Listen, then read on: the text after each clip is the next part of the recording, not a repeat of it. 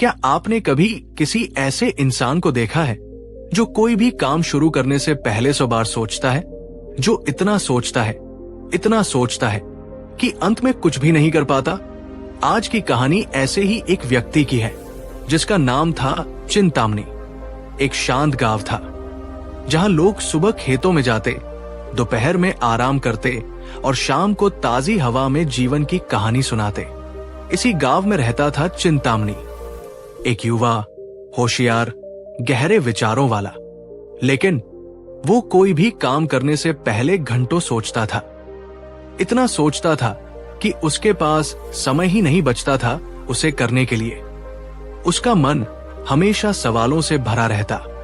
अगर ऐसा हो गया तो? अगर मुझे काम में असफलता मिल गई तो? अगर लोग हंस पड़े तो? अगर मैंने शुरू किया और मैं बर्बाद हो गया तो? एक दिन उसके पड़ोसी ने कहा, अरे भैया, अगर तुम इतना सोचोगे तो जिंदगी तुम्हें सोचकर ही छोड़ देगी। चिंतामणी हंस पड़ा, पर मन में डर बना रहा। चिंतामणी एक बेहतरीन चित्रकार था। उसके बनाए चित्रों में भावनाएं झलकती थी, पर उसने कभी अपनी कला को दुनिया के सामने नहीं रखा। एक दिन गांव में घोषणा हुई, राजा को एक चित्रकार की आवश्यकता है। जो कलाकार चुना जाएगा उसे सम्मान और इनाम मिलेगा। गांव के लोग खुशी से उछल पड़े। चिंतामणी, यही मौका है तेरा। पर क्या हुआ? वो फिर सोच में पड़ गया। अगर मेरा चित्र राजा को पसंद नहीं आया तो? अगर उसने अपमान किया तो? अगर सब लोग हंसे तो क्या करूंगा? दिन गुजर गया। राजा के आदमी आए, चित्रकार को लेकर चले गए, लेकिन चिंतामणी अपने ही डर के पिंजरे में बैठा रहा।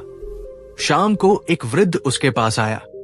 उसने कहा, बेटा, तू सोचते सोचते सोच ही बन गया है। अब तू जीता नहीं, सिर्फ सोचता है। बुद्ध के पास जा, शायद वो तुझे तेरे सवालों से बाहर निकाल पाए। ये बात चिंतामणी के दिल को छू गई। रात भर वो करवटें बदलता रहा। क्या वाकई मैं जी नहीं रहा? क्या मेरी सोच मेरे जीवन को खत्म कर रही है?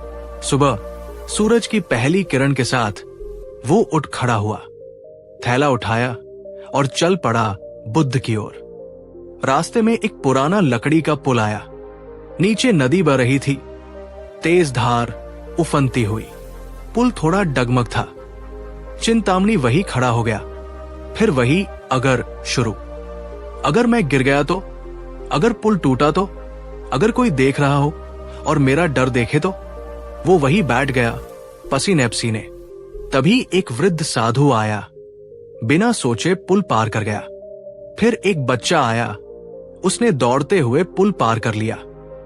बच्चे ने जाते जाते कहा, अंकल, आप चल क्यों नहीं रहे? आप क्या सोचते रहते हैं? ये शब्द बिजली की तरह लगे। एक मासूम बच्चा भी डर को हरा गया। और मैं?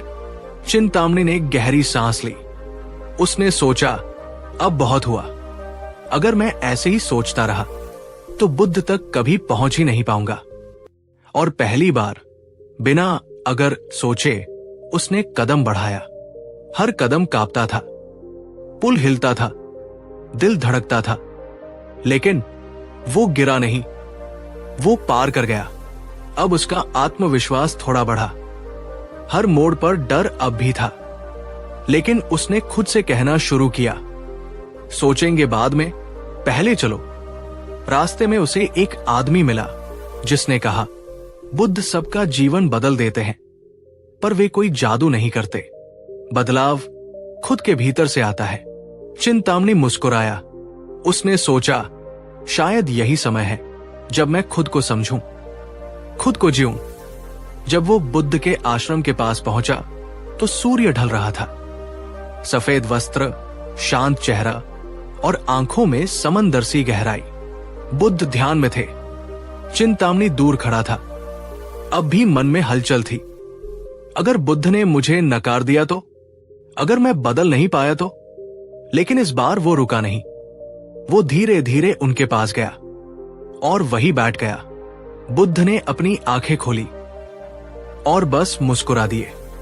तो दोस्तों, क्या आपने कभी खुद को चिंतामणी की तरह पाया है? क्या आप भी हर काम से पहले सोचते हैं, अगर ऐसा हो गया तो? और फिर कुछ करते ही नहीं, तो रुकिए मत, क्योंकि बुद्ध की सीख अभी बाकी है। अगर आपको ये कहानी पसंद आई हो तो लाइक जरूर करें, कमेंट करके बताएं क्या आप भी किसी अगर में फंसे हैं, और हाँ, सब्सक्राइब करना मत भूलिए ताकि अगला एपिसोड मिस ना हो। पिछले एपिसोड में हमने जाना चिंतामणि को, एक ऐसा व्यक्ति जो हर काम से पहले बस एक ही सवाल पूछता था, अगर ऐसा हो गया तो। और आज वो अपने जीवन की सबसे बड़ी परीक्षा से गुजरने वाला है। सूरज की किरणें धरती को छूने लगी थी। पक्षियों की चहचहाहट के बीच चिंतामणि धीरे धीरे आगे बढ़ रहा था, बुद्ध के आश्रम की ओर। पिछली रात उसने तय किया था, अब डर से भागना नहीं, उसका सामना करना है। लेकिन क्या ये इतना आसान था? कई घंटे चलने के बाद चिंतामणि एक घाटी में पहुंचा। घाटी के बीच में बह रही थी एक गहरी नदी, और उस पर था एक लकड़ी का पुराना पुल जो हिल रहा था, पुल जो बरसों पुराना लग रहा था। नीचे तेज धार, पत्थरों से टकराती पानी की गर्जना। चिंतामणि वहीं रुक गया। उसकी आंखें पुल की दरारों में उलझ गई। उसका मन फिर बोलने लगा, अगर ये पुल टूट गया तो, अगर मैं गिर गया तो, अगर कोई मुझे गिरते हुए देख ले और हंसे, अगर मैं मर गया तो सब कुछ यही खत्म हो जाएगा। उसने एक लंबी सांस ली और वहीं बैठ गया, थका हुआ नहीं, डर से भरा हुआ। तभी दूर से एक साधु आता दिखा। सफेद दाढ़ी, कंधे पर चादर, हाथ में लाठी। वो बिना एक पल रुके सीधे पुल पर चढ़ा, धीरे धीरे, शांत भाव से, हर कदम विश्वास के साथ। और कुछ ही पलों में वो पुल पार कर गया। चिंतामणि ने देखा, उसने न कुछ सोचा न डर दिखाया, बस चला गया। थोड़ी देर में एक बूढ़ा आदमी आया, कमजोर टांगे, कांपते हाथ, लेकिन आंखों में विश्वास। वो भी धीरे धीरे पुल पर चढ़ा, डगमगाया, रुका, पर वापस नहीं लौटा, और उसने भी पार कर लिया। अब चिंतामणि और भी बेचैन हो गया। अब एक 8-10 साल का बच्चा आया, बिल्कुल अकेला। उसने इधर उधर देखा और पुल पर दौड़ गया। पुल हिला, वो थोड़ा लड़खड़ाया, पर फिर हंसते हुए पार चला गया। वो पल उसने चिंतामणि को अंदर तक हिला दिया। बच्चा रुका, चिंतामणि को देखकर मुस्कुराया, फिर बोला, तुम बुद्ध से मिलने जा रहे हो या अपने डर को पालने? ये वाक्य जैसे किसी ने उसके दिल में कुछ गहरा गाड़ दिया हो। उसका दिल धड़कने लगा, उसका मुंह सूख गया। उसने खुद से पूछा, क्या मैं सच में बुद्ध से मिलने लायक हूं? क्या मैं अपनी सोच से बाहर निकल सकता हूं? फिर अचानक वो वृद्ध की आवाज याद आई जो उसने गांव में सुनी थी, तू सोचते सोचते सोच ही बन गया है। और अब बच्चा, साधु, वृद्ध, सबने वही संदेश दिया था, चल मत रुक। उसने उठने की कोशिश की, पैर कांप रहे थे, हवा और तेज हो गई थी, पानी की आवाज और डरावनी लग रही थी। पर आज उसने एक निर्णय लिया, बिना अगर के, बिना सोचे, बस एक निर्णय, मैं चलूंगा। उसने पहला कदम रखा, पुल हिला, दिल धड़का। नहीं, सोचो मत, उसने खुद से कहा। दूसरा कदम, तीसरा, हर कदम डर से भरा, लेकिन हर कदम सोच से मुक्त। और अंत में पुल का अंतिम सिरा नजदीक था। अब उसका दिल तेजी से धड़क रहा था, लेकिन डर से नहीं, उत्साह से। और जैसे ही उसका आखिरी कदम जमीन पर पड़ा, उसने गहरी सांस ली। मैंने कर दिखाया, बिना अगर के। चिंतामणि अब नदी के उस पार था, वही बैठ गया, थका नहीं बल्कि मुक्त। आज उसने पहली बार एक ऐसा निर्णय लिया जिसमें कोई डर नहीं था, कोई अगर नहीं था। आज वो बुद्ध से मिलने नहीं, अपने पुराने डर से बिछड़ने आया था। तो दोस्तों, क्या आपके जीवन में भी कोई ऐसा पुल है जिसे आप पार नहीं कर पा रहे? क्या आप भी हर बार यही सोचते हैं, अगर ऐसा हो गया तो रुकिए मत, क्योंकि जब तक हम अगर को पीछे नहीं छोड़ते हम कभी आगे नहीं बढ़ सकते। अगर आप भी अपने डर को छोड़कर आगे बढ़ना चाहते हैं, लाइक जरूर करें, कमेंट करके बताइए आपका कौन सा डर है जो आपको रोके हुए है। और हाँ, सब्सक्राइब जरूर करें ताकि अगला एपिसोड मिस न हो जाए। मिलते हैं एपिसोड 3 में, बुद्ध की नजर, जब सवाल बन गया आईना। पिछले एपिसोड में आपने देखा कि कैसे चिंतामणि ने सोच की पहली दीवार तोड़ी। एक पुराना कांपता हुआ पुल पार करते हुए उसने पहली बार एक निर्णय लिया, बिना अगर के। पर असली जंग तो अब शुरू होती है। आज वो बुद्ध के सामने होगा। आज उसका सामना होगा उस सवाल से जो उसके भीतर का आईना बन जाएगा। बुद्ध के आश्रम में सुबह का समय था। चारों ओर शांति थी। पक्षियों की चहचहाहट, हवा में बहते चंदन के धुएं की महक और एक गूंजती सी अनुभूति जैसे हर पत्ता कुछ कह रहा हो। चिंतामणि ने आश्रम के द्वार पर कदम रखा। पैर कांप रहे थे, लेकिन डर से नहीं, आदर से। कुछ साधु ध्यान में लीन थे, कुछ जल भरने जा रहे थे। उसने एक साधु से पूछा, बुद्ध कहाँ है? साधु मुस्कुराया, जहां मौन है वही बुद्ध है। अंत में उसे एक कक्ष में ले जाया गया। बुद्ध वहीं थे, ध्यानमग्न, शांत, स्थिर, काले वस्त्र, शांत चेहरा, नीली आभा, जैसे वक्त रुक गया हो। चिंतामणि वही खड़ा रह गया। बुद्ध ने धीरे से आंखें खोली। उनकी दृष्टि सीधे चिंतामणि पर पड़ी, गहरी, शांत, पर जैसे सब कुछ देखती हुई। बुद्ध धीरे बोलते हुए, तू आया है, लेकिन क्या तू आया भी है? चिंतामणि चौंक गया। जी बुद्ध, तेरा शरीर यहां है, लेकिन क्या तेरा मन भी यहां है, या अभी भी सोच रहा है? अगर मैं बुद्ध से कुछ पूछ न पाया तो? चिंतामणि का सिर झुक गया। हां, मैं सोच रहा था। अगर मैं बुद्ध के सामने कुछ बोल न पाया तो? अगर उन्होंने मेरी बात को नकार दिया तो? अगर मैं मूर्ख लगूं तो? बुद्ध मुस्कुराए, और यही तेरा प्रश्न है। तू सोचता बहुत है, हर क्षण को तू अगर में बांध देता है। तभी बुद्ध ने आंखें उठाई। उनकी नजर चिंतामणि की आंखों में सीधे जा टकराई। एक प्रश्न है, और इसका उत्तर तुझे नहीं देना है, बस भीतर देखना है। चिंतामणि ध्यान से सुनने लगा। बुद्ध ने पूछा, अगर तुझे मालूम हो जाए कि आज तेरा अंतिम दिन है, तो तू किस सोच को लेकर मरना चाहेगा? ये सवाल जैसे किसी ने अंदर की सारी जमीन खींच ली हो। अगर आज मेरा आखिरी दिन हो, तो क्या मैं सिर्फ सोचते हुए मरना चाहूंगा? उसका मन चुप हो गया। वो बोल नहीं सका, सिर्फ भीतर शून्य सा फैल गया। उसे याद आया, बचपन में एक लड़की से दोस्ती करना चाहता था, पर कहा अगर उसने मना कर दिया तो? एक बार व्यापार शुरू करने का मन हुआ, पर रुक गया। अगर घाटा हो गया तो? माता पिता को अपनी इच्छा बतानी थी, पर डर गया। अगर उन्होंने गुस्से में घर से निकाल दिया तो? हर मोड़ पर वो सिर्फ सोचता रहा, और जीवन बस ठहरता रहा। बुद्ध चुप थे, और उस मौन में चिंतामणि रो पड़ा, धीरे धीरे, जैसे कोई जमी हुई बर्फ पिघल रही हो। मैंने कुछ नहीं जिया बुद्ध, मैंने बस सोचा। हर पल बस डरा, अगर ने मुझे जिंदा लाश बना दिया। बुद्ध ने सिर्फ एक हाथ उसके कंधे पर रखा। तू जाग गया है, अब तेरे भीतर का अगर गलने लगा है। उस दिन चिंतामणि ने संकल्प लिया, अब हर पल में जीना है, अब हर निर्णय लेना है, सोच के बाद नहीं, समझ के साथ।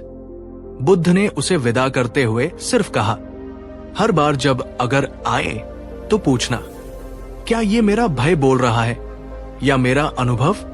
दोस्तों, आपने कभी सोचा है, अगर आज आपका आखिरी दिन हो तो क्या आप अपनी सोच को लेकर मरना चाहेंगे, या किसी सपने को पूरा करते हुए? इस सवाल ने चिंतामणि को जगा दिया। क्या इसने आपको भी झकझोरा? तो आज कमेंट में सिर्फ एक बात लिखिए, मैं अब सोच को नहीं, अनुभव को जीऊंगा। लाइक करें अगर आपको ये एपिसोड छू गया, कमेंट करें और बताएं आपका सबसे बड़ा अगर क्या है, और सब्सक्राइब जरूर करें क्योंकि अगला एपिसोड है। पिछले एपिसोड में आपने देखा कैसे बुद्ध ने चिंतामणि से एक ऐसा प्रश्न पूछा, अगर आज तेरा आखिरी दिन हो तो तू किस सोच को लेकर मरना चाहेगा। इस प्रश्न ने चिंतामणि की आत्मा हिला दी। आज वो फिर से जिएगा, पर पहली बार सच में। सवेरा हो चुका था। चिंतामणि ने पहली बार सूरज को सोचे बिना देखा। ना ये सोचा कि अगर बादल आ गए तो, अगर बहुत तेज धूप हो गई तो, अगर मुझे अच्छा न लगा तो। बस देखा और महसूस किया। उसे भीतर एक हल्की सी मुस्कान महसूस हुई, मानो मन भी कह रहा हो, देख तू बदल रहा है। उसे आश्रम में एक कार्य सौंपा गया, बगीचे में पौधे लगाना। उसने हाथ में फावड़ा लिया, पर अचानक दिमाग फिर वही पुरानी चाल चलने लगा। अगर मैं ठीक से न कर पाया तो, अगर पौधे सूख गए तो, अगर सब हंसने लगे तो। उसने गहरी सांस ली और जोर से बोला, बस अब अगर नहीं, अब मैं करूंगा। पर दीवारें इतनी जल्दी नहीं गिरती। जब वो खुदाई कर रहा था तब एक साधु आकर बोला, बहुत गहराई में मत खुदो, जड़ें कमजोर हो जाएंगी। दूसरा साधु बोला, इतनी कम गहराई, इससे तो पौधा उखड़ जाएगा। तीसरा साधु बोला, तुम्हें आता भी है पौधा लगाना। चिंतामणि रुक गया। फिर वही पुरानी सोच लौट आई, अगर मैं गलत कर रहा हूं तो, अगर सब सही कह रहे हैं तो। वो पीछे हट गया। उसने वही बैठकर आंखें मूंद ली। उसके भीतर जैसे दो आवाजें लड़ने लगी। देख तू नहीं कर सकता, छोड़ दे। नहीं, तू सीख सकता है। तूने आज तक कुछ किया ही नहीं, अब कर। अगर फिर गलती हो गई तो क्या? गलती तो जिंदा लोग करते हैं, तू अब जिंदा है। चिंतामणि उठ खड़ा हुआ। उसने एक बार फिर फावड़ा उठाया और इस बार मुस्कुराते हुए बोला, गलती भी मेरी होगी, सीख भी मेरी होगी। अब दूसरों की सोच नहीं, मेरी कोशिश चलेगी। कुछ ही घंटों में उसने 5 पौधे लगाए। शाम को बुद्ध वहां आए। उन्होंने देखा कुछ पौधे थोड़े टेढ़े हैं, कुछ ज्यादा गहरे, पर सभी जमीन में मजबूती से जमे हैं। बुद्ध ने कुछ नहीं कहा, सिर्फ उसकी ओर देखा।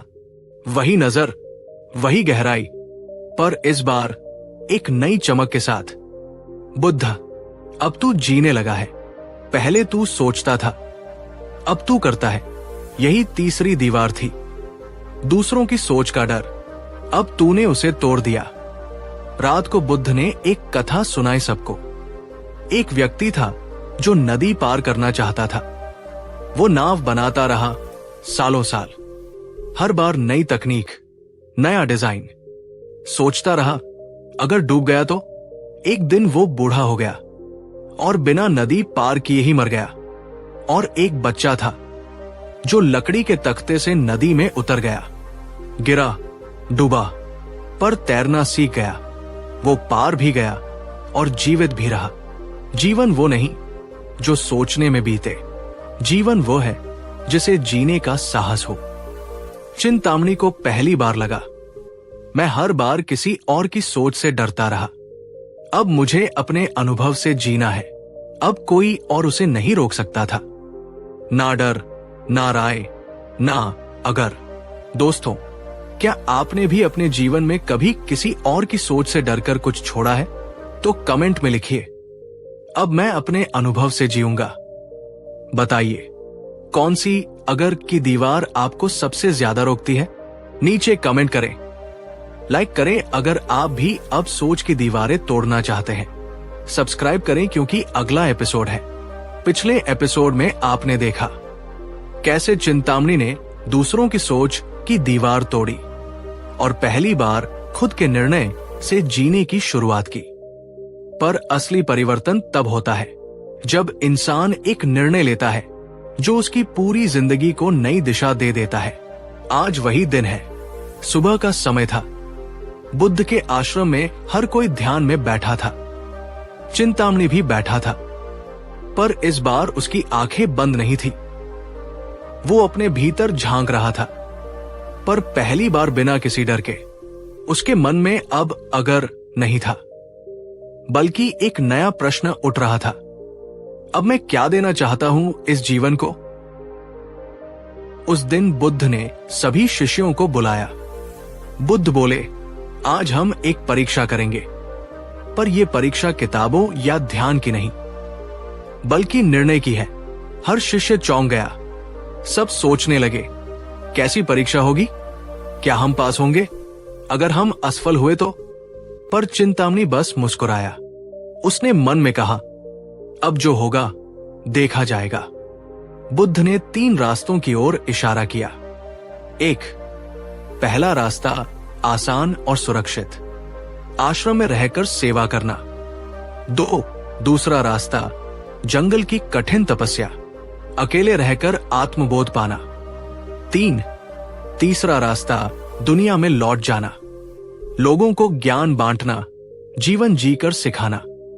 बुद्ध बोले, हर रास्ता ठीक है, पर तुम्हें एक निर्णय लेना है, और जो निर्णय लोग डर से नहीं बल्कि सच्चे भाव से लेते हैं, वही उन्हें बदल देता है।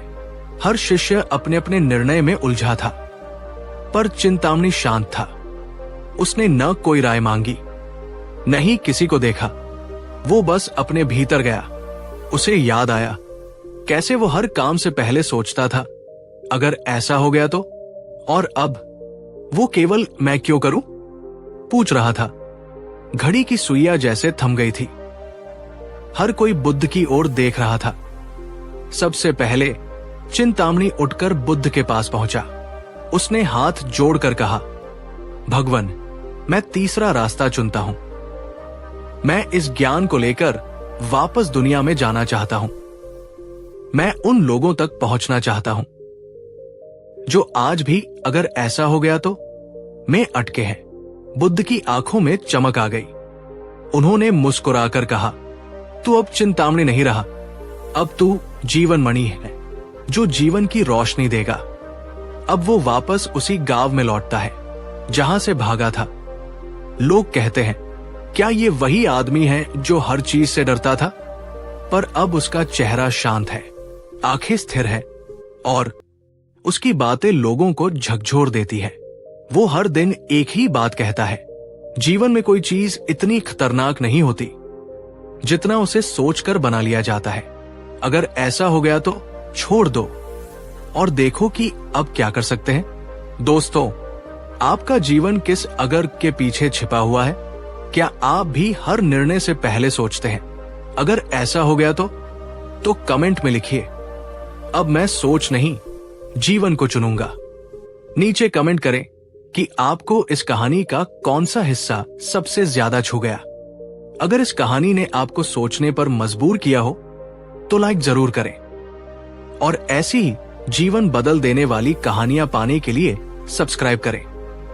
कहानी 2, क्या आप जानते हैं मनुष्य का जीवन उसके विचारों का ही प्रतिबिंब होता है।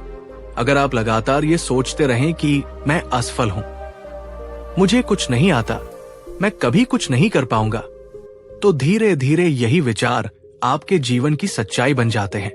लेकिन अगर आप अपने मन को सकारात्मक दिशा में मोड़ दें, तो वही जीवन जिसे आप बोझ समझते थे, अवसरों का एक सुंदर बगीचा बन सकता है। गौतम बुद्ध ने यही सत्य हजारों वर्ष पहले बताया था। उन्होंने कहा, हम जो सोचते हैं वही बन जाते हैं। हमारा जीवन हमारे विचारों का परिणाम है। इस एक वाक्य में जीवन की दिशा बदल देने की ताकत है। बुद्ध जब राजकुमार सिद्धार्थ थे, तब उनका जीवन वैभव से भरा हुआ था। लेकिन जब उन्होंने जीवन के दुखों को देखा, बीमारी, बुढ़ापा, मृत्यु, तो उनका चिंतन बदल गया। और जैसे ही उनका विचार बदला, वैसे ही उनकी यात्रा भी बदल गई। राजा से सन्यासी और फिर बुद्ध बन जाना, ये सब विचारों की ही तो शक्ति थी। अब सोचिए, जब एक व्यक्ति अपने विचारों से स्वयं को बुद्ध बना सकता है, तो हम और आप क्यों नहीं अपने जीवन को बेहतर बना सकते? यहां से शुरू होती है हमारी आज की कहानी। बहुत समय पहले की बात है। एक युवक बुद्ध के पास आया। उसकी आंखों में निराशा थी, चेहरे पर थकान और मन में अस्थिरता।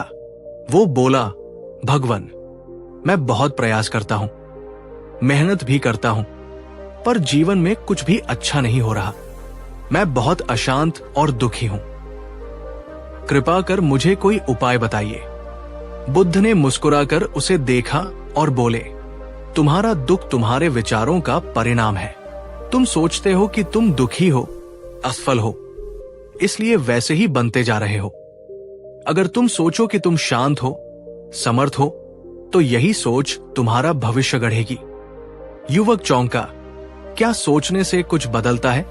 बुद्ध ने कहा, सोच ही सबसे बड़ा बीज है। जैसे बीज वैसा ही पेड़, वैसे ही फल। अगर तुम नीम का बीज बोओगे, आम की उम्मीद नहीं कर सकते। वैसे ही अगर तुम भय, चिंता और असंतोष के बीज बोओगे, तो जीवन में सुख और सफलता कैसे आएगी? ये सुनकर युवक कुछ समझा नहीं। बुद्ध ने उसे एक प्रयोग करने को कहा। अगले 7 दिन तक केवल एक बात को हर सुबह उठते ही दोहराना, मैं शांत हूं, मैं समर्थ हूं, मैं सफल हूं। जो भी करो, ये भाव भीतर जीवित रखो, फिर 7 दिन बाद आकर बताना। युवक ने वही किया। शुरुआत में उसे झूठ सा लगा, क्योंकि उसके जीवन में सब कुछ उलझा हुआ था। लेकिन जैसे जैसे वह ये बातें दोहराता गया, धीरे धीरे उसकी चाल में आत्मविश्वास आने लगा। जहां पहले वो झिझकता था, अब बोलने लगा। जहां पहले घबराता था, वहां अब संयमित रहा। 7 दिन बाद वो फिर बुद्ध के पास आया। इस बार उसका चेहरा चमक रहा था। भगवान, मुझे समझ में आने लगा है, जैसे जैसे मैं अपने भीतर सोच को बदल रहा हूं, वैसे वैसे मेरा व्यवहार, मेरी ऊर्जा और मेरी दुनिया भी बदल रही है। बुद्ध मुस्कुराए, यही है विचारों की शक्ति। अब हम समझें कि ये बात हमारे जीवन में कैसे लागू होती है। जब हम बार बार नकारात्मक सोचते हैं, जैसे मेरे साथ ही क्यों होता है ऐसा, मैं कभी सफल नहीं हो सकता, लोग मुझसे बेहतर हैं, तो हमारा मस्तिष्क उसे सच मान लेता है। फिर वो उसी अनुसार हमारे भीतर भावनाएं और ऊर्जा उत्पन्न करता है, और धीरे धीरे हमारा व्यवहार और कार्य भी वैसा ही हो जाता है। यही कारण है कि आत्मसंवाद बेहद जरूरी है। अब आप सोच रहे होंगे, क्या केवल सोचने से ही सब बदल जाता है? उत्तर है हां, सोच से ही शुरुआत होती है। विचार, भावना, व्यवहार, आदत, जीवन। हर सफलता की शुरुआत एक सोच से होती है। एक किसान जब बीज बोता है, तो वो ये सोचकर बोता है कि इससे फसल होगी। वो एक बीज डालता है, लेकिन उम्मीद करता है सैकड़ों दाने मिले। ठीक वैसे ही अगर हम अपने जीवन में सफलता चाहते हैं, तो सकारात्मक सोच का बीज तो बोना ही होगा। अगर आपकी सोच ये होगी, मैं कोशिश करूंगा, मैं हार नहीं मानूंगा, मैं सीखूंगा, तो सफलता आपके पास जरूर आएगी। अब एक और कहानी सुनिए। एक बार एक व्यापारी बहुत परेशान था। उसका व्यवसाय ठप पड़ गया था। वो सोचता, सब कुछ खत्म हो गया है, अब कुछ नहीं बचा। वो दिन रात चिंता में डूबा रहता। एक दिन उसके एक पुराने मित्र ने उसे कहा, क्यों न तुम ये मानो कि ये असफलता नहीं, एक नया मौका है। व्यापारी ने मुस्कुराकर कहा, कैसा मजाक है? मित्र ने कहा, तुम अभी केवल एक अंत देख रहे हो। अगर तुम इस सोच को बदलकर एक नई शुरुआत मान लो, तो सब बदल सकता है। व्यापारी ने पहली बार इस सोच पर ध्यान दिया। उसने फिर से योजना बनाई, नई दिशा में सोचना शुरू किया। धीरे धीरे उसने एक नया काम शुरू किया। इस बार वो ज्यादा सीख चुका था। कुछ ही महीनों में उसका व्यापार चल पड़ा। वो बोला, मेरा सब कुछ बदला बस इसलिए क्योंकि मैंने सोचना बदल दिया। आप देख सकते हैं, विचार एक बीज की तरह है। वो बीज अगर सही है, तो पेड़ भी सही होगा। अब एक अभ्यास जानिए जो बुद्ध के विचार पर आधारित है। हर सुबह उठिए और इन 3 बातों को जोर से बोलिए। 1, मैं आज शांत और संतुलित रहूंगा। 2, मैं अपने कार्य में सफल हो सकता हूं। 3, हर स्थिति में मैं कुछ अच्छा ढूंढूंगा। शुरू शुरू में आपको ये बात कृत्रिम लग सकती है, लेकिन यही अभ्यास आपके मस्तिष्क की दिशा को मोड़ देगा, जिसे विज्ञान में मन की पुनर्रचना, रिवायरिंग कहा जाता है। वो धीरे धीरे शुरू हो जाएगा। अब आप कहेंगे, पर जब जीवन में सब कुछ उल्टा पुल्टा हो, तब कैसे सकारात्मक सोचें? बिल्कुल सही प्रश्न है। बुद्ध ने इसका भी उत्तर दिया था। उन्होंने कहा, जब अंधकार बहुत हो तभी तो दीपक जलाने की जरूरत होती है। जब जीवन में परेशानी हो तभी तो सही सोच की सबसे अधिक आवश्यकता होती है। आप खुद सोचिए, अगर रास्ता साफ हो तो सब चल सकते हैं, लेकिन जब अंधेरा हो, कीचड़ हो, कांटे हो, तब जो सही सोच रखेगा वही मंजिल तक पहुंचेगा। सकारात्मक सोच का मतलब ये नहीं कि आप मुसीबतों से आंख मूंद ले। इसका मतलब है, मुसीबत के बावजूद मैं हार नहीं मानूंगा, मैं समाधान खोजूंगा, मैं हर अनुभव से कुछ सीखूंगा। बुद्ध यही सिखाते हैं, सोच को शुद्ध करो, दुनिया अपने आप सुंदर हो जाएगी। अब आखिर में एक सबसे महत्वपूर्ण बात, विचार अकेले नहीं चलते, उन्हें भोजन चाहिए, और वो भोजन है आपके आसपास का वातावरण। अगर आप ऐसे लोगों के साथ रहते हैं जो हर समय नकारात्मक बात करते हैं, दुनिया बहुत खराब है, कोई किसी का नहीं होता, आजकल कोई कामयाब नहीं होता, तो ये बातें आपके विचारों को भी विषैला कर देंगी। इसलिए बुद्ध कहते हैं, जैसे शरीर को अच्छा भोजन चाहिए, वैसे ही मन को अच्छे विचार चाहिए। अच्छा साहित्य पढ़िए, अच्छे लोगों से मिलिए, हर दिन कुछ क्षण शांति में बिताइए। जब आप अपने विचारों का ध्यान रखेंगे तो विचार आपके जीवन का ध्यान रखेंगे। इस पूरी चर्चा का सार ये है, आपका मन जैसा सोचता है वैसा ही आपका जीवन बनता है। अगर आप सोचेंगे कि आप सफल हो सकते हैं तो वही सोच आपको रास्ता दिखाएगी। अगर आप सोचेंगे कि मैं कुछ नहीं कर सकता तो वही सोच आपको रोक देगी। इसलिए बुद्ध का ये विचार केवल शब्द नहीं है, ये जीवन को पुनर्जीवित करने का मंत्र है। आज से ही अपने भीतर के बीजों को पहचानिए, गलत सोच के बीजों को निकाल दीजिए, सकारात्मक सोच के नए बीज बोइए, और फिर देखिए कैसे जीवन एक सुंदर बगीचा बन जाता है। तो मित्रों, ये था पहला एपिसोड, जैसा सोचोगे वैसा ही बनोगे। अगर कोई आपको अपशब्द कहे, अपमान करे और आप उसे प्रेम से देख ले, क्या आप कमजोर हैं या बुद्धिमान? आज का विषय है, क्रोध को प्रेम से जीतिए। गौतम बुद्ध ने कहा था, क्रोध को क्रोध से नहीं जीता जा सकता, क्रोध को केवल प्रेम से ही जीता जा सकता है। यही शाश्वत सत्य है। अब सोचिए, जब कोई हमसे बुरा व्यवहार करता है, हमें गुस्सा आना स्वाभाविक है, लेकिन अगर हम उसी गुस्से का जवाब गुस्से से दें तो हम भी उसी स्तर पर उतर जाते हैं। बुद्ध हमें इस स्तर से ऊपर उठने की सीख देते हैं। कहानी से शुरू करते हैं।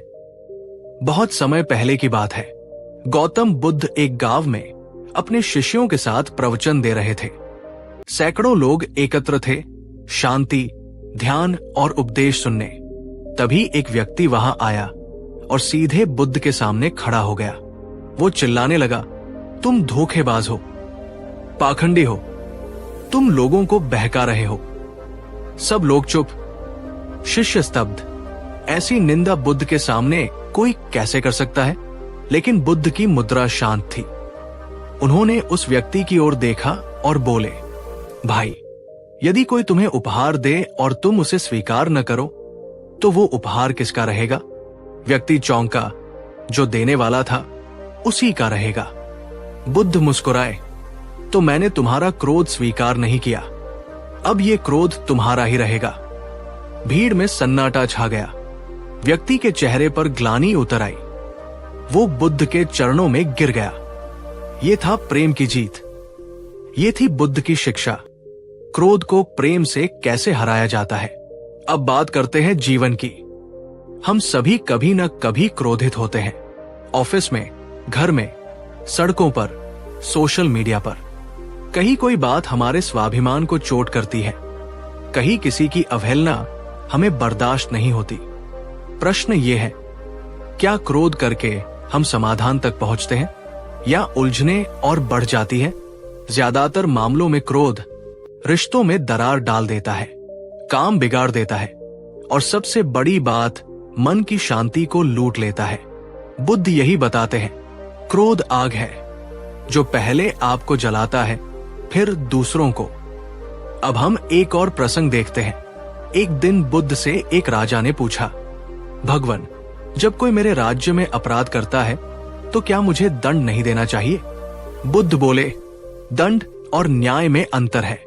अगर तुम न्याय के लिए सजा दे रहे हो तो वो व्यवस्था है, पर अगर तुम क्रोध में आकर सजा दे रहे हो तो वो प्रतिशोध है, जो केवल अहंकार को शांत करता है, समाज को नहीं। राजा मौन हो गया। बुद्ध ने आगे कहा, अगर तुम क्रोधित हो तो निर्णय मत लो। जब तुम्हारा मन शांत हो तभी तय करो कि क्या उचित है। अब ये बात हमारे लिए कितनी महत्वपूर्ण है। कभी कभी हम गुस्से में आकर अपनों को बुरा कह देते हैं, गलत निर्णय ले लेते हैं, रिश्ते तोड़ देते हैं और बाद में पछताते हैं। बुद्ध कहते हैं, क्रोध आने पर मौन हो जाओ, शांत हो जाओ, धीरे धीरे वो भावना उतर जाएगी, फिर प्रेम से निर्णय लो, वही श्रेष्ठ होगा। अब एक आधुनिक कहानी पर आते हैं। राहुल एक युवा इंजीनियर था, बहुत मेहनती पर स्वभाव से गुस्सैल। अगर किसी सहकर्मी ने गलती कर दी तो वो तुरंत चिल्लाने लगता।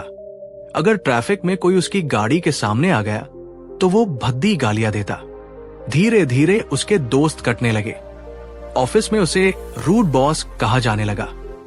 एक दिन उसकी मां ने उसे बुद्ध का एक वाक्य पढ़ाया, जो अपने क्रोध पर काबू नहीं रख सकता वो दूसरों को कभी प्रेम नहीं दे सकता। राहुल ने पहली बार इस बात पर ध्यान दिया।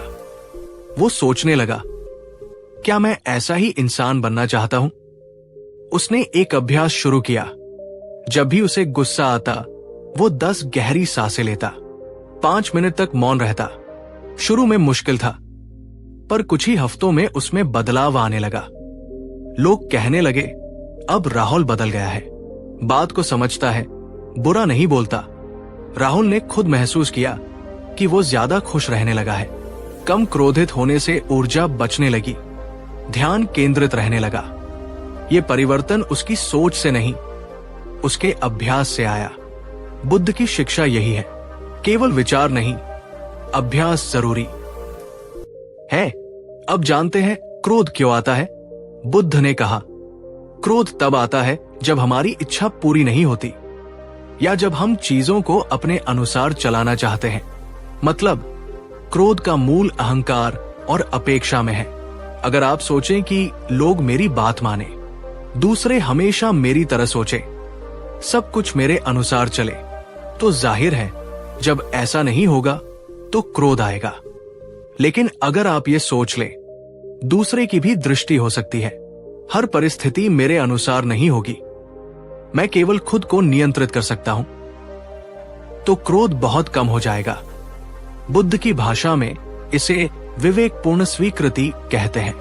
अब आइए कुछ छोटे अभ्यास जाने जो आपको क्रोध पर नियंत्रण में मदद कर सकते हैं।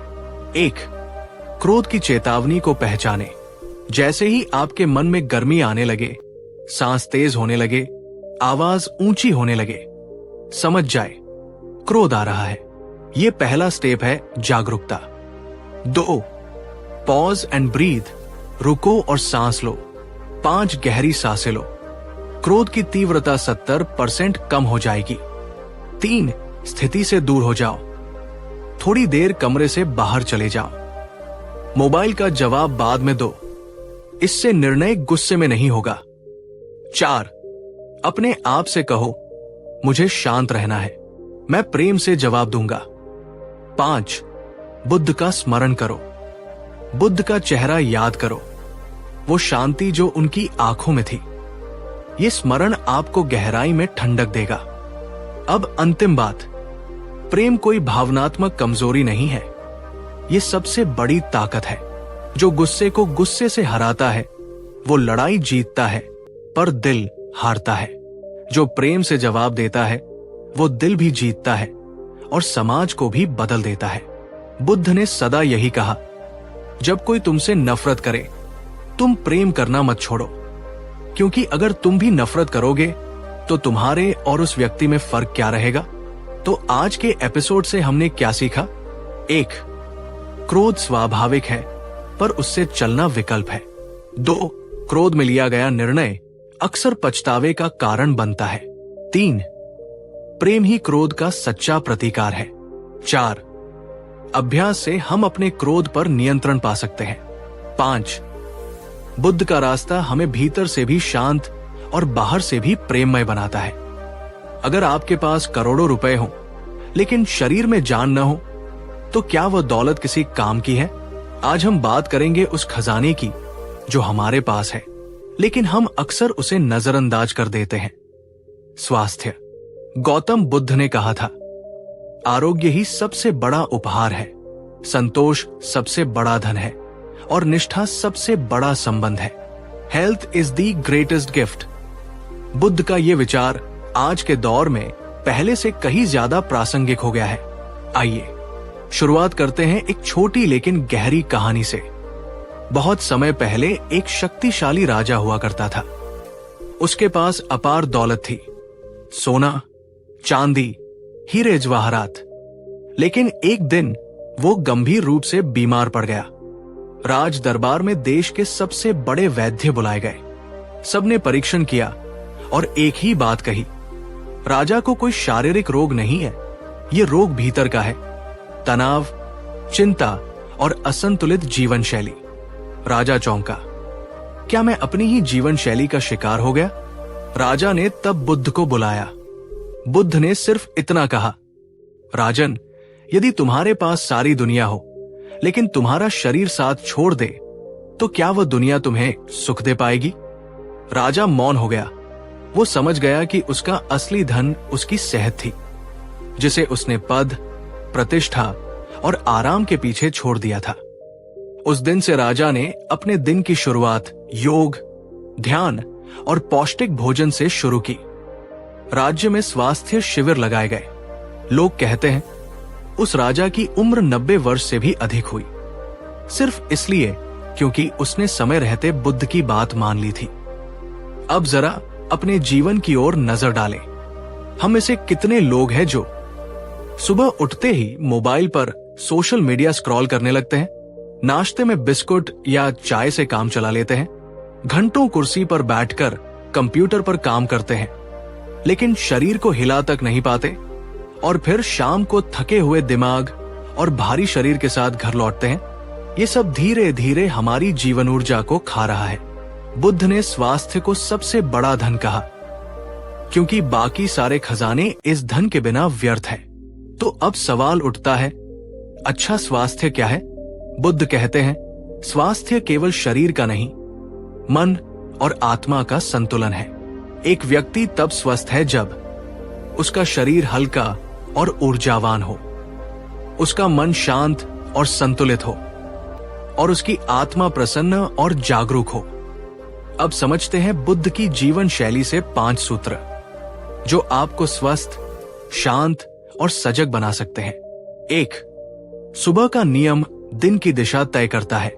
बुद्ध सदा ब्रह्मा मुहूर्त सुबह 4 बजे उठते थे। क्यों? क्योंकि ये समय वातावरण की ऊर्जा के साथ आपके शरीर और मन को जोड़ने का श्रेष्ठ समय है।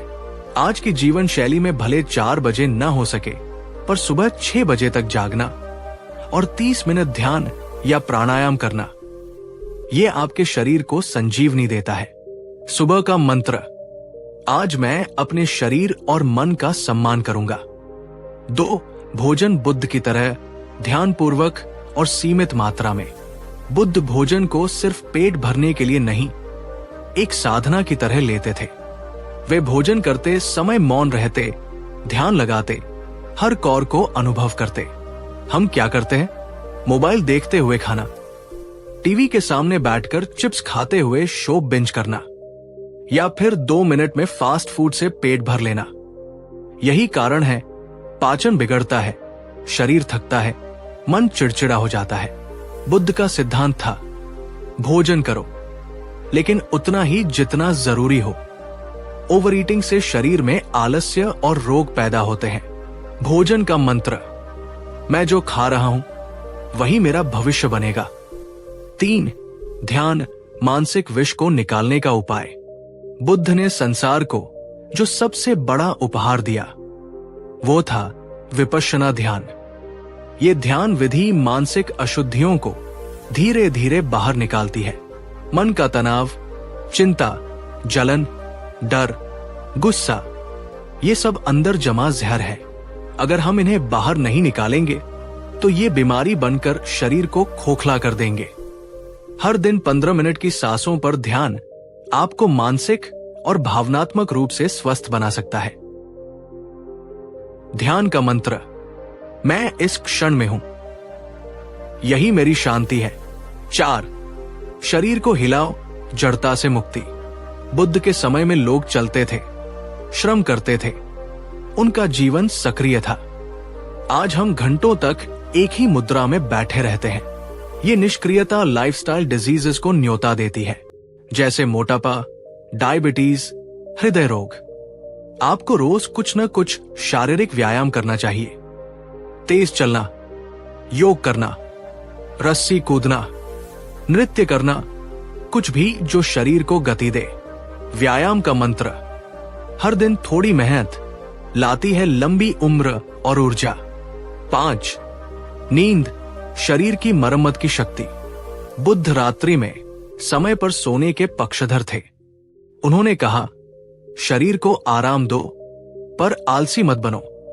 अर्थात पर्याप्त नींद जरूरी है, लेकिन दिन भर सुस्ती नहीं।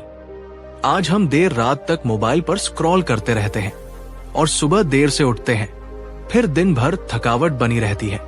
नींद पूरी न हो तो आपकी इम्यूनिटी, एकाग्रता और भावनात्मक स्थिरता प्रभावित होती है।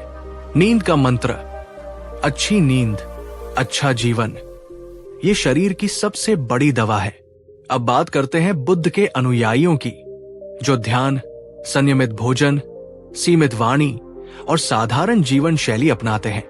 कई शोधों में पाया गया है कि बौद्ध भिक्षुओं का जीवन काल सामान्य लोगों से ज्यादा होता है। क्यों? वे क्रोध नहीं करते, वे अति नहीं करते, वे संतुलन में जीते हैं। यही जीवन शैली उनके स्वास्थ्य को संजो कर रखती है। अब अंत में सवाल उठता है, हम इस जीवन शैली को कैसे अपनाएं? बुद्ध ने कभी ये नहीं कहा कि आप जंगल जाए या भिक्षु बने। उन्होंने सिखाया कि घर में रहकर भी आप स्वस्थ और शांत जीवन जी सकते हैं। इसके लिए आपको चाहिए 1. संयमित दिनचर्या, सुबह जल्दी उठें, रात को समय से सोए। 2. सात्विक भोजन, घर का पका, हल्का और पौष्टिक भोजन ले। 3. नियमित ध्यान, दिन में 15 मिनट अपने सांसों पर ध्यान दे। 4. शारीरिक सक्रियता, हर दिन 30 मिनट शरीर को हिलाए। 5. क्रोध, चिंता और ईर्ष्या से दूरी, ये मानसिक रोग है जो शरीर को भी बीमार बनाते हैं। बुद्ध की सबसे बड़ी शिक्षा यही है, अपने शरीर और मन की रक्षा करो, यही तुम्हारा सबसे बड़ा धर्म है। आज हम बड़ी बड़ी गाड़ियां, ब्रांडेड कपड़े और आलीशान घर चाहते हैं, लेकिन भूल जाते हैं कि अगर शरीर ही नहीं रहेगा तो ये सब किसके लिए? तो आइए आज से एक संकल्प ले, मैं अपने स्वास्थ्य को प्राथमिकता दूंगा। मैं हर दिन थोड़ा वक्त अपने शरीर और मन को दूंगा, क्योंकि यही मेरा असली धन है। तो मित्रों, ये था तीसरा एपिसोड, स्वास्थ्य सबसे बड़ा धन है। आपको कैसा लगा? अगला एपिसोड किस विषय पर हो बताइए। चौथा विचार है, संतोष सबसे बड़ा सुख है। क्या कभी ऐसा हुआ है कि आपके पास सब कुछ होते हुए भी आप बेचैन थे और किसी गरीब को देखकर सोचा हो, ये कैसे इतना खुश है? गौतम बुद्ध का ये विचार, संतोष परम सुखम, यानी संतोष ही सबसे बड़ा सुख है, हमारे जीवन की सबसे बड़ी सच्चाइयों में से एक है। आज इस एपिसोड में हम जानेंगे संतोष का असली मतलब क्या है, कैसे ये लालच, ईर्ष्या और दुख से हमें बचाता है, और एक प्रेरणादायक कहानी जो आपको जीवन के मायने समझा देगी। बहुत समय पहले की बात है, दो व्यापारी एक ही नगर में रहते थे। एक था धनराज, जिसके पास अपार संपत्ति थी। दूसरा था सुखराम, जो रोज कमाता और उसी से अपना जीवन चलाता। धनराज के पास था 10 आलीशान मकान, 50 ऊंटों की सवारी, 100 नौकर, लेकिन नींद नहीं आती थी। वो चिंता करता, कहीं कोई चोरी न कर ले, कोई धोखा न दे, कोई नुकसान न हो जाए। वही सुखराम एक छोटी झोपड़ी में रहता, हर सुबह गुनगुनाता, रोटी और प्याज खाकर खुश रहता और चैन की नींद सोता। धनराज ने एक दिन बुद्धा से पूछा, मेरे पास सब कुछ है, फिर भी मैं सुखी क्यों नहीं हूं? और वो गरीब सुखराम, उसके पास तो कुछ नहीं, फिर भी वो इतना शांत क्यों है? बुद्ध मुस्कुराए और बोले, धनराज, सुख चीजों में नहीं, सोच में होती है। जिसने कम में भी बहुत देखना सीख लिया, वही सच्चा अमीर है। धनराज चुप हो गया। वो समझ चुका था, सुख का रास्ता बाहर नहीं, भीतर है। संतोष का मतलब ये नहीं कि आप कुछ करना छोड़ दे या आगे न बढ़े, बल्कि इसका मतलब है जो है उसमें खुश रहना, और जो चाहिए उसके लिए शांत मन से प्रयास करना। संतोष और आलस्य में फर्क है। आलसी कहता है, जो है उसी में ठीक हूं, मैं कुछ नहीं करूंगा। संतुष्ट व्यक्ति कहता है, जो है उसमें खुश हूं, लेकिन मैं बेहतर के लिए मेहनत करूंगा, जलन या दुख के बिना। गौतम बुद्ध कहते हैं, संतोषी व्यक्ति कभी दुखी नहीं होता और असंतोषी कभी सुखी नहीं। अगर रचनात्मक असंतोष हो, यानी अपनी कमियों को सुधारने की प्रेरणा, तो वो विकास का रास्ता है। लेकिन अगर असंतोष दूसरों को देखकर आता है, ईर्ष्या और जलन में बदलता है, हमेशा मेरे पास कम है की भावना देता है, तो यही असंतोष दुख, तनाव और दुख की जड़ बनता है। बुद्ध का कहना था, दूसरों से तुलना करना ही दुख की शुरुआत है। आइए अब जानते हैं संतोष कैसे लाए अपने जीवन में। 1. तुलना से बचिए। हर किसी का सफर अलग है। जब हम सोशल मीडिया पर दूसरों की पोस्ट देखते हैं तो हमारी जिंदगी फीकी लगने लगती है। किसी की गाड़ी नई है, किसी की शादी आलीशान थी, कोई विदेश घूम रहा है, लेकिन क्या आपने कभी उनकी समस्याएं देखी है? नहीं। बुद्ध कहते हैं, हर किसी का जीवन एक किताब है, आप सिर्फ उसका कवर देख रहे हैं। तुलना का तोड़ है कृतज्ञता। हर दिन 3 चीजें सोचें जिनके लिए आप शुक्रगुजार हैं। 2. जब मिलेगा तब खुश रहूंगा। इस भ्रम से बाहर आइए। हम अक्सर सोचते हैं, जब मेरी नौकरी लगेगी तब खुश रहूंगा, जब घर खरीद लूंगा तब चैन मिलेगा, जब सब ठीक होगा तब मुस्कुराऊंगा। लेकिन जब तक तब आएगा, तब तक जीवन बीत चुका होगा।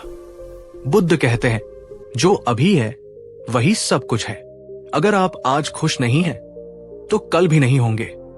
अभी में जिए, यही संतोष है। 3. इच्छा को साधिए, दबाइए नहीं। बुद्ध ने इच्छा को दुख की जड़ बताया, लेकिन इसका मतलब ये नहीं कि इच्छाएं बुरी है। इच्छा में 2 प्रकार है। लोभी इच्छा, जो कभी खत्म नहीं होती। निर्मल इच्छा, जो हमें श्रेष्ठ बनने की प्रेरणा देती है। संतोष तब आता है जब हम लोभ को छोड़ते हैं और आत्मविकास की राह पकड़ते हैं। 4. दूसरों की सफलता देखकर प्रेरणा ले, ईर्ष्या नहीं। ईर्ष्या आत्मा की ज्वाला है, वो खुद को जलाकर दूसरों को जलाने की कोशिश करती है। जब कोई आगे बढ़े तो उसकी खुशी में खुश होना, यही संतोष की सबसे ऊंची अवस्था है। बुद्ध कहते हैं, अन्य की सफलता देखकर भी मुस्कुराओ, यही तुम्हारी आत्मा का बल है। 5. आध्यात्म से जुड़िए, भीतर की संपत्ति बढ़ाइए। बुद्ध का जीवन आत्मचिंतन, ध्यान और मौन का जीवन था। जैसे ही आप अंदर की दुनिया से जुड़ते हैं, बाहर की भूख कम हो जाती है। ध्यान, प्रार्थना, भजन, ध्यानपूर्ण चलना, ये सब संतोष का रास्ता खोलते हैं। एक और प्रेरक कथा, गरीब भिक्षु की अमीरी। एक बार बुद्ध के पास एक भिक्षु आया और बोला, मैं बहुत गरीब हूं, मेरे पास कुछ नहीं, कृपा करके मुझे अमीर बना दीजिए। बुद्ध मुस्कुराए और बोले, तुम्हारे पास 2 आंखें हैं, कितने लोग अंधे होते हैं, 2 पैर है, कुछ चल नहीं सकते, तुम सोच सकते हो कुछ को मानसिक रोग है, क्या ये सब संपत्ति नहीं? भिक्षु रो पड़ा। उसे समझ आ गया, वो अब तक अमीरी को सिर्फ बाहर खोज रहा था। उस दिन से वो अपने जीवन के हर पल के लिए कृतज्ञ हो गया। अब आपके लिए 5 मंत्र जो संतोष सिखाए। 1, जो है उसमें धन्यवाद दो और जो चाहिए उसके लिए शांति से काम करो। 2, दूसरों से तुलना नहीं, प्रेरणा लो। 3, खुशी की शर्त मत बनाओ, अभी में जियो। 4, हर दिन कृतज्ञता प्रकट करो, यही भीतर का खजाना है। 5, साधारण जीवन सबसे सुंदर जीवन होता है। अंतिम संदेश गौतम बुद्ध की वाणी में। जिसने संतोष पाया उसने संसार जीत लिया, उसकी नींद गहरी, उसका मन शांत और जीवन आनंद से भरा होता है। तो मित्रों, यही था 4था एपिसोड। संतोष सबसे बड़ा सुख है, एक ऐसा विचार जो आपकी सोच को बदल सकता है। क्या आप तैयार हैं 5वें एपिसोड के लिए? 5वां विचार है, क्रोध को प्रेम से जीतिए। एक ऐसी शिक्षा जो जीवन के सबसे मुश्किल रिश्तों को भी ठीक कर सकती है। अगर आप चाहते हैं तो मैं तुरंत अगला एपिसोड लिखना शुरू कर सकता हूं। क्या आपने कभी किसी को माफ कर दिया जो आपको सबसे ज्यादा दुख दे गया था? और जब किया तो कैसा लगा? गौतम बुद्ध का ये विचार, क्रोध को प्रेम से जीतिए, सिर्फ एक उपदेश नहीं बल्कि वो शक्ति है जो जीवन बदल देती है। इस एपिसोड में हम जानेंगे क्रोध क्यों आता है, क्यों प्रेम ही उसका असली उत्तर है, और एक सच्ची कहानी जिसने हिंसा को करुणा में बदल दिया। बहुत समय पहले की बात है, प्राचीन भारत में एक ऐसा डाकू था जिससे लोग थर-थर कांपते थे। उसका नाम था अंगुलिमाल। वो निर्दय था, जिसे भी मारता उसकी एक उंगली काटकर अपने गले में माला बना लेता। इसलिए उसका नाम पड़ा अंगुलिमाल, उंगलियों की माला पहनने वाला। राजा की सेना भी उससे डरती थी। गांव वालों ने जंगल में आना जाना छोड़ दिया। किसी को उम्मीद नहीं थी कि कोई उसे रोक सकेगा। लेकिन एक दिन गौतम बुद्ध उसी रास्ते से चल पड़े। शिष्य बोले, भगवान उधर मत जाइए, अंगुलिमाल उधर है, वो आपको भी नहीं छोड़ेगा। बुद्ध मुस्कुराए और बोले, जिसे प्रेम का रास्ता पता है उसे डर नहीं लगता। जैसे ही अंगुलिमाल ने दूर से बुद्ध को देखा, उसने ललकारा, रुक जा, तेरा अंत आ गया। लेकिन बुद्ध शांति से चलते रहे। अंगुलिमाल दौड़ा, चीखा, मैं कह रहा हूं, रुक जा। बुद्ध ने सिर उठाया और कहा, मैं रुक चुका हूं। अंगुलिमाल, तू कब रुकेगा? अंगुलिमाल चौंक गया, तू रुक गया? तू तो चल रहा है। बुद्ध बोले, मैं हिंसा से, क्रोध से, घृणा से रुक गया हूं, लेकिन तू अब भी इनसे दौड़ रहा है। अंगुलिमाल की तलवार गिर गई। उसने पूछा, तू कौन है? बुद्ध बोले, मैं एक पथिक हूं जो प्रेम का रास्ता दिखाता है। अंगुलिमाल रो पड़ा। उसने बुद्ध के चरण पकड़ लिए। क्या आप मुझे बदल सकते हैं? बुद्ध ने कहा, हर मनुष्य बदल सकता है जब वो बदलने को तैयार हो। उस दिन से अंगुलिमाल बुद्ध का शिष्य बन गया। उसने कभी किसी को नुकसान नहीं पहुंचाया और लोग जिसे देखकर डरते थे अब उसी को देखकर शांत हो जाते थे। क्रोध क्या है? गौतम बुद्ध कहते हैं, क्रोध एक जलती हुई लकड़ी है जिसे आप किसी और पर फेंकना चाहते हैं, लेकिन सबसे पहले वही आपको जलाती है। क्रोध तब आता है जब हमारी इच्छाएं पूरी नहीं होती, जब कोई हमारे आह को चोट पहुंचाता है, जब हमें लगता है मेरे साथ गलत हुआ है। लेकिन क्या क्रोध से कभी कुछ सुधरा है? नहीं, क्रोध सिर्फ रिश्ते तोड़ता है, मन को जलाता है और अंत में पछतावा ही देता है। तो क्या क्रोध को दबा देना चाहिए? बिल्कुल नहीं। बुद्ध कहते हैं, क्रोध को न दबाओ, न उड़ाओ। उसे देखो, समझो और प्रेम से बदलो। अगर आप अपने क्रोध को पहचाने तो आप उसके नीचे छिपे डर, पीड़ा और असुरक्षा को भी पहचानेंगे। और जैसे ही आप उन्हें समझेंगे, क्रोध अपने आप घटने लगेगा। प्रेम ही क्यों? क्योंकि प्रेम स्वीकार करता है, प्रेम माफ करता है, प्रेम जोड़ता है। बुद्ध कहते हैं, नफरत को नफरत से नहीं जीता जा सकता, केवल प्रेम ही नफरत को समाप्त कर सकता है। यही सनातन नियम है। एक और प्रेरक कथा, भिक्षु और अपशब्द। एक दिन एक आदमी बुद्ध के पास आया और उन्हें अपशब्द कहने लगा। तू ढोंगी है, तू पाखंडी है, तेरा धर्म झूठा है। बुद्ध शांत बैठे रहे। शिष्य गुस्से से तिल मिला गए। भगवान, हमें आज्ञा दीजिए, हम इसे सिखा दे।